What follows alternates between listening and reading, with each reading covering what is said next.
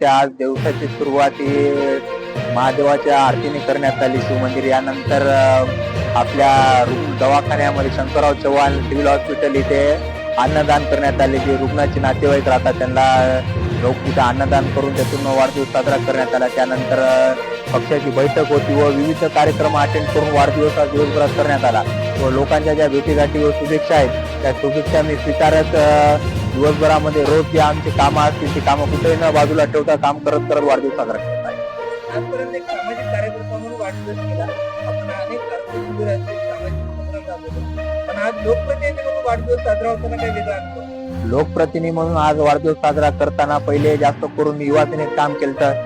युवकांमध्ये काम करत असताना युवकांच्या शुभेच्छा व त्याचबरोबर नागरिकांच्या याच्यामध्ये जास्त करून युवकांच्या शुभेच्छा यायच्या व त्यांनी पुढील मार्गदर्शन पुढील कार्यासाठी प्रत्येक गोष्टीतून आम्हाला शुभेच्छा द्यायची. मग आता तेवढ्यातील सर्व नागरिकांनी फोन करून भेटून वैयक्तिक त्या शुभेच्छा दिल्या.